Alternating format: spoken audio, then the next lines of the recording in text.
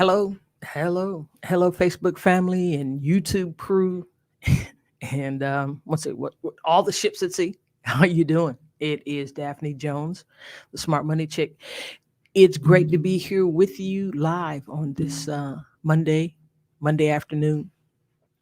Got a bit of a late start because I told you guys I'd be here on Mondays at 1:30 Central. So was working with a client, so ran a bit late. So in person has to it does trump going live on Facebook.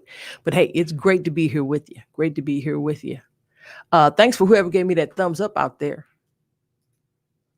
Thank you, thank you. And if you're watching me on YouTube, hey, please subscribe to the page and give me a thumbs up. It helps the algorithm. It's great to have you out there. Great to have you out there. The person that's out there, where are you watching me from? You're watching me from Facebook or YouTube? Well, I won't make you do too much homework. Hey, it's great to be here with you. So I don't want to take up too much of your time. So I'm going to go on and jump on in.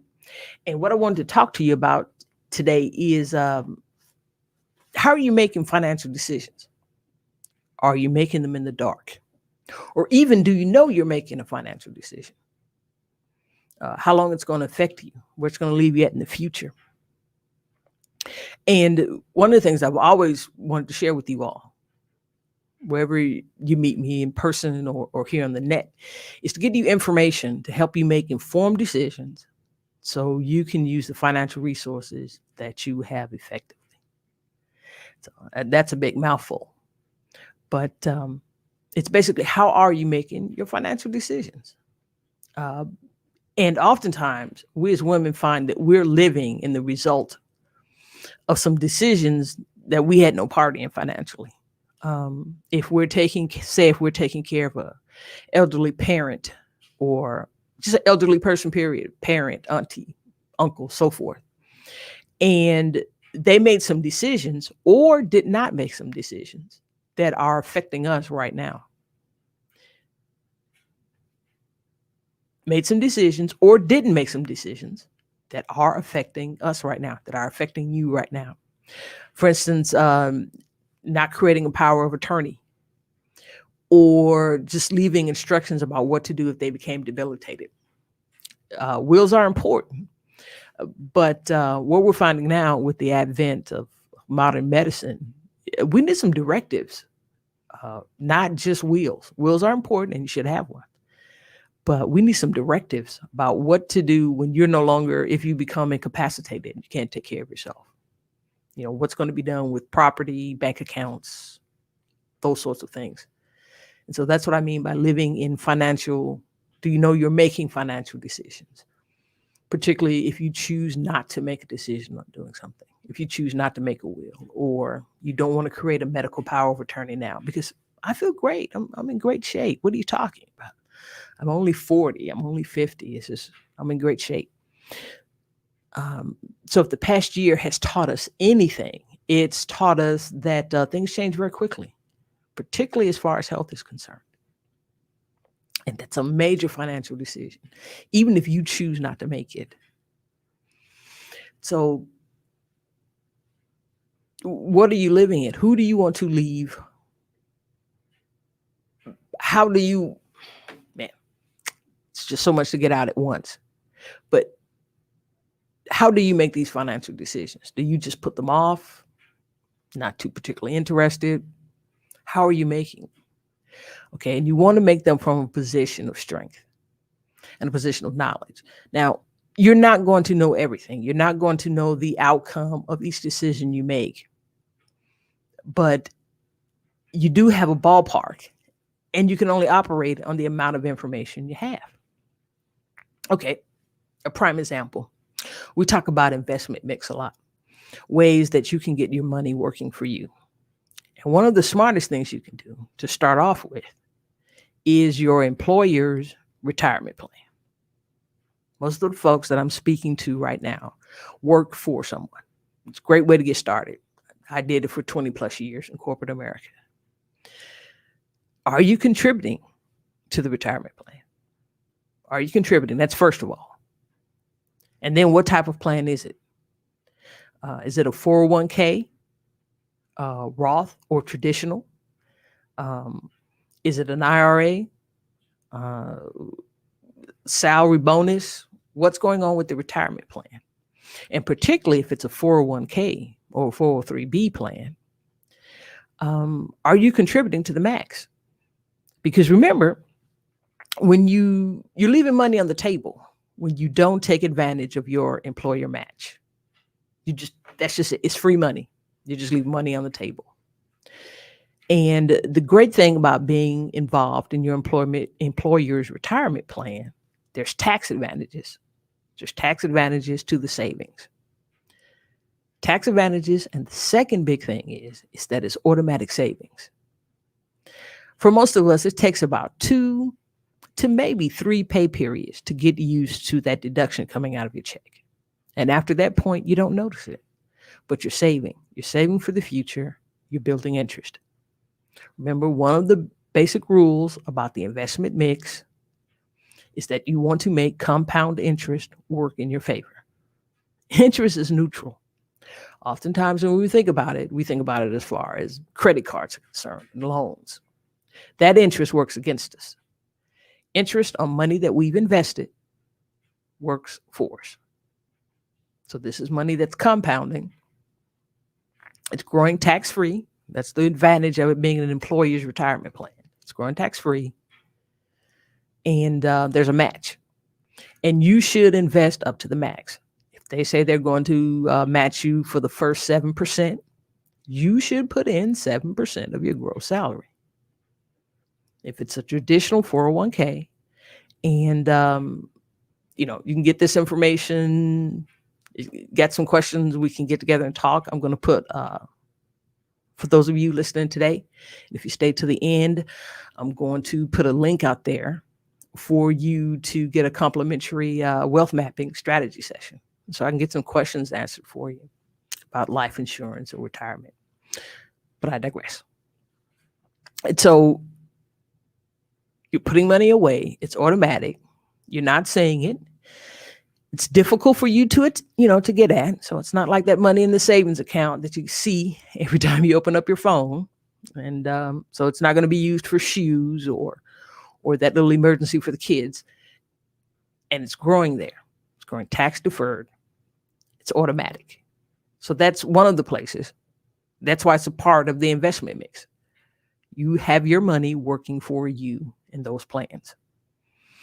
And employers, particularly those with more than 5 employees, they've got some type of retirement plan there. So you're saying, well, I got the paperwork when I got hired and I just checked something. Well, great. You got started, because that's the main thing, is to get started. See the plan and get started. Start the contribution. That is the most important, is to get started on financial decisions, to know you're making them, but to get started. So often not to do something because I don't have enough information. That's a very safe place to get started with limited information. I know there's a plan. I'm putting the max in to get the match. Well, you receive the max when you start. You receive the match when you start the plan. And I'm saving up to the maximum that I can to get the free money that compounds yearly with interest. So that's really important.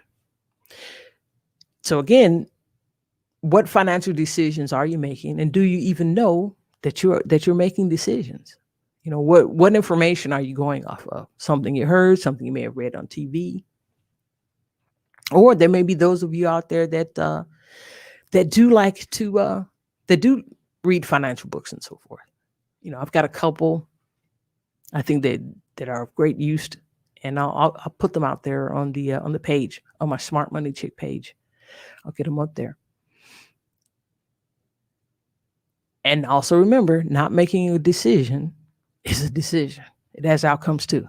So if you decide it's too much effort to maybe write a will, or to create, a medical power of attorney or power of attorney in case you are debilitated, other folks are going to live in that decision. And there's some of you out there right now who are living in someone's inability to make a decision or refusal to make a decision. So, as you know, I'm a life insurance broker, all transparency. So I'm always going to discuss life insurance with you as part of your investment mix. There's a myriad of policies out there. I can run the list of what they do and the advantages. But I will say this, the younger you get life insurance, the younger you are, the cheaper it is. It doesn't matter if you're single, under 30, unmarried. You still need life insurance. It's cheaper to get it now than later. And saying that, someone is going to have to be responsible for your burial. It's going to have to be responsible for shutting down your apartment, other things like that. Those of you that had your parents co-sign your student loans, they still have to be paid. Those things have to be taken care of. Your debts don't go away just because you're dead. In other words, they don't. So again, what decisions financially are you making? Do you realize that other people are going to have to deal with what decisions you made or have decided not to make? There is getting educated. It isn't expensive. It isn't difficult. There's a host of YouTube videos. There's folks on Facebook like myself. There's me. I put out information on my site, on my blog, to get some answers, to get some information for you to work off of. And also, I have some complimentary sessions, 15 minutes, we can get together and just go over some basic things about what's going on financially with you. But we're getting near that 15-minute mark. So what I did want to get out there today also is, what are you all interested in finding out about? Because I wanted to ask, because there's a few things I can always discuss and talk about, but I'm putting together some classes, and I want to know what people want to know about, what financial questions are out there. So, insurance is pretty broad. I can discuss life insurance, retirement planning. Everyone can have retirement planning, no matter what the age. 16-year-olds, 18-year-olds can start individual retirement accounts. And for you, those my Gen Zers out there, do you know that you can fund your retirement accounts with crypto now? Yes, there are retirement accounts. There are individual retirement accounts that can be funded with crypto. So there's no reason not to. So we can find an investment mix that fits you best, that gets your money working for you instead of you just working for your money. So it would be great if you could drop some comments. You can leave them in the comments on YouTube or where you're watching me now, because I'm coming across a couple of pages on Facebook of what you'd be interested in, classes and things like that. And also, before I get out of here, it'd be great. My podcast, our latest episode is dropping tomorrow with Kat Stanek. She is a business coach. She's got a lot of information about you entrepreneurs out there that are trying to build a practice through YouTube, through Facebook and YouTube, through connection. So again, grownwomengrowingwealth.com.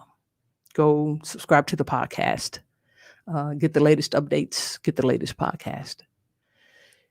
Subscribe to my YouTube page so you can get notified when these things drop, and join my Smart Money Chick page, wherever you're watching this now. And I'm going to get that link out there. I think I'll put it up here now. Can I? See, make sure I get it right.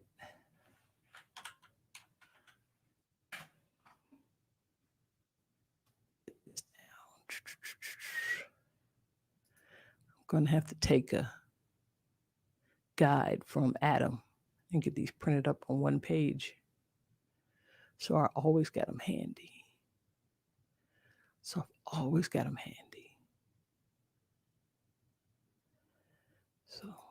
copy this link and I'm going to get it out to you. Hey, those of you that stuck around to the end. So I'm going to get that out there. And we can talk and discuss this. And also, I'm going to get the website to my podcast.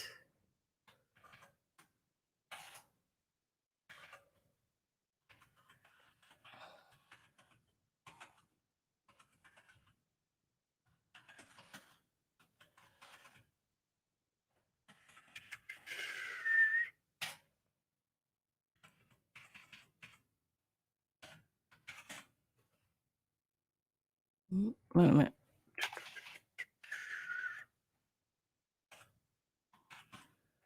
There we go. Get that out there. So that's the link to the podcast. And for those of you that were just, kind enough and stuck through to the end, there's the link for a complimentary wealth mapping session. So it's great to have you here. I'm going to come up again. I'll be joining you. And as I said, let me know what you're interested in finding out about. So I'm going to get out of here. I want you guys to have a prosperous day. Bye-bye now.